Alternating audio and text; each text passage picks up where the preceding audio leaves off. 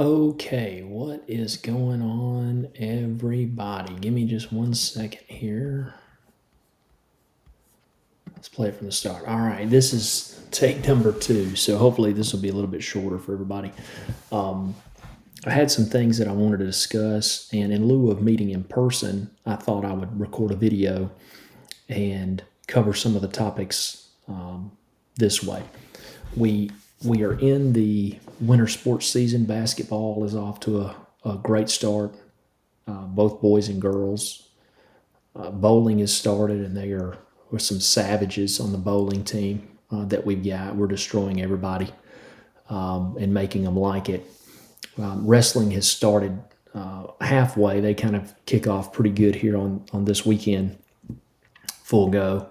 And then we'll have indoor track starting pretty soon. So winter sports are underway. So everybody's busy going different directions, and I just wanted to cover a few things that have come up that I wanted to alert you to.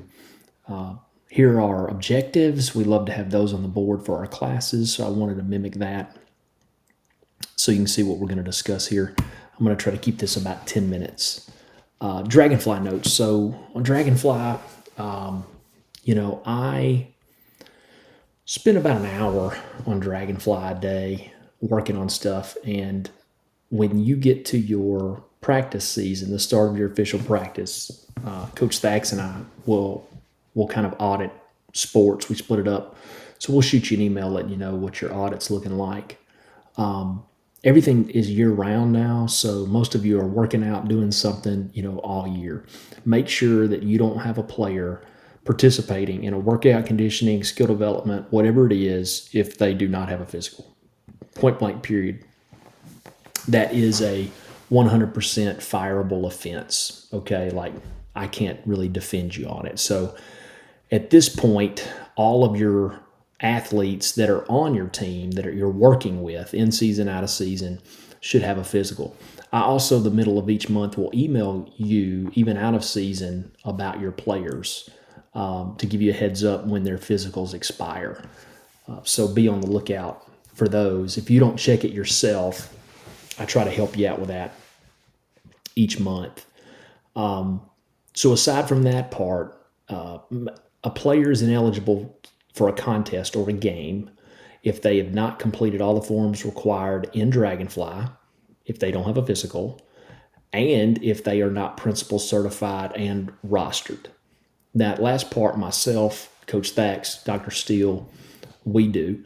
And we don't do any of that until the rest of their Dragonfly stuff is done.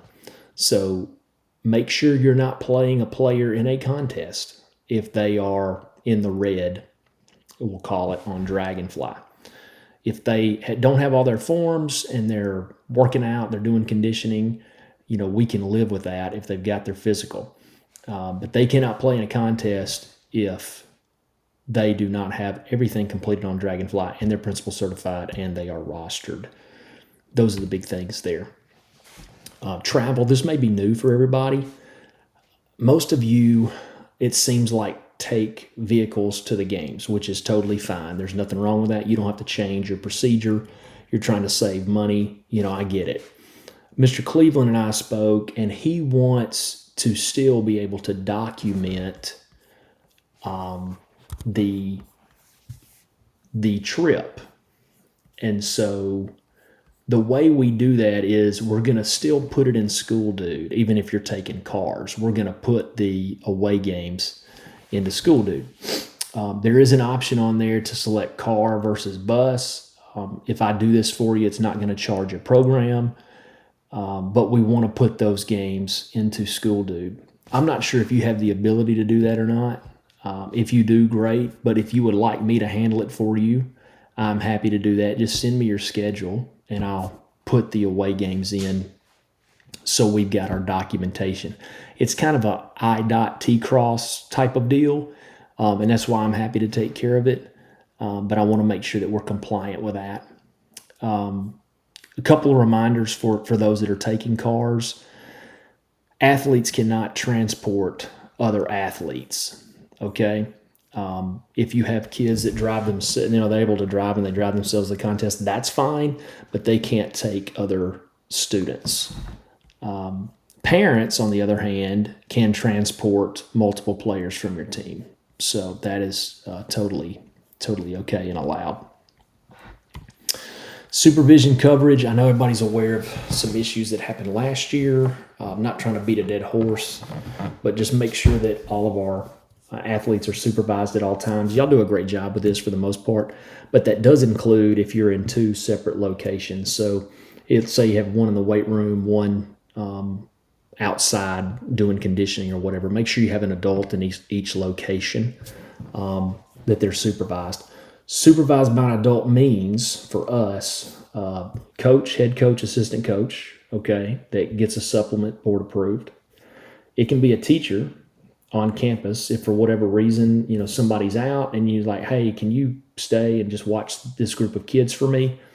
That counts. Myself, one of the administrators counts. If you've got an outside volunteer, even if they're not receiving a supplement, they're board approved, they can supervise. They can supervise a group of students. If you have a volunteer that is too young to fill out the form and be board approved, that's a different story. They would not qualify for this. So most of you have board approved people out there, so you should be good. But if there's any questions on this, just let me know. Contest setup. So for games, if you need me to secure teachers to work the gate for you, just let me know that you want me to help handle that. A lot of you, again, to save money, you may want to get parents to do it or somebody else to do it. That's fine. If you choose to go that route, as the head coach, make sure you are getting the money box and the tickets from Ms. Tucker. It is your responsibility to get those materials to your parents who are keeping the gate. If you need help with that, you get caught, especially in the spring, you're down at the field and you need me to help you with it, I'm happy to do it. Just let me know, because we're going to operate essentially, if you've got parents working the gate, I'm going to assume you've got everything covered. But if you need me to grab the box for you, just communicate with me and let me know. I'm happy to do that. I just wanted to give you kind of the standard operating procedure from how I'm thinking. So if you need my help, just text me or whatever. If parents are working the gate, coaches, you are responsible if there is any financial discrepancy, we'll call it, if the tickets and the money are off, okay? Even if the parents count it, even if the parents sign for it, if there's a discrepancy, it's going to fall on the coach. Now, if you have teachers working the gate and they count and sign, they are responsible for that. Okay, this one is kind of a recent thing and not trying to beat anybody up here, but it was worth going over, I felt like. The leaving the bench ejection rule. We had this occur in football, and just recently some things came up that I was not really aware of or looped in on, and so I figured you guys might not be either, and so I just wanted to explain it pretty quickly. So if you have players leave the sideline, leave the bench area, and go onto the playing field or surface, if they're not in the game, it is an automatic ejection for that player. The penalty for that ejection is a monetary fine. If it's their first ejection, they can take the course and reduce it, but it is a monetary fine and a suspension for 20% of the team's total number of contests. So, in our situation, we had a football game. A player kind of got into a scuffle onto the field after a play was over. That player was ejected for fighting. We had 4 players come off the sideline and run onto the field, probably with the intention to help break it up, but they left the sideline. So they were ejected by the officials. They were fined. Our situation was the last game of the year, so they could not be suspended for 20% of the regular season contest. So they were given an additional fine. And basically, football is easy. There's 10 games. So 20% would be 2 games. So it's a 2-game suspension in football. They were fined an additional $100 per game because they could not serve their suspension. So what happened to us is, in our situation, 4 players who came off the sideline have to pay $300.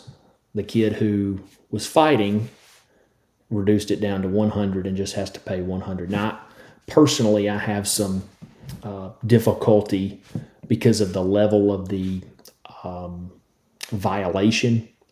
However, this is in black and white, and this is the rule, and I wasn't familiar with it in our circumstance when they could not be suspended. So I figured maybe you guys were not either.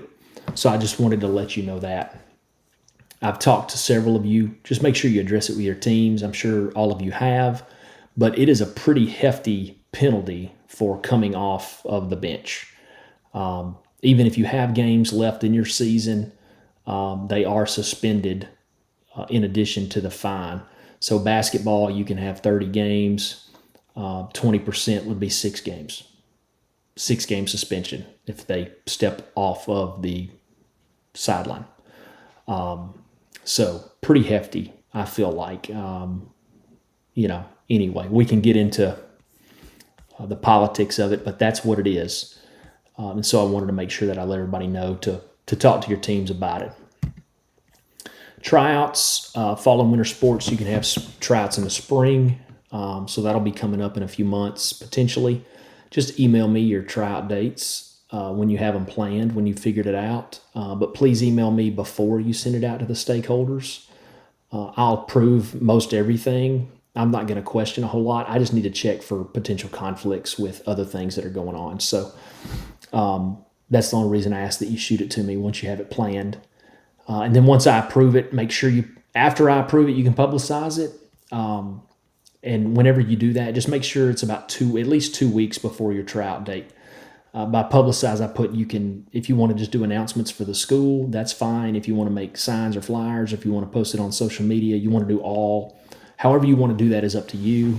I don't want to micromanage that, but give everybody at least a couple weeks notice. We've had a few parents call the day of tryouts and claim they didn't know.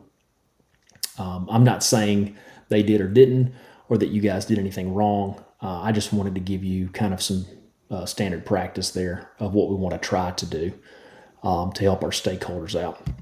Last thing, fall sport head coaches, I will be emailing you probably next week. I like to meet with each of you. Sorry, I have a spelling error.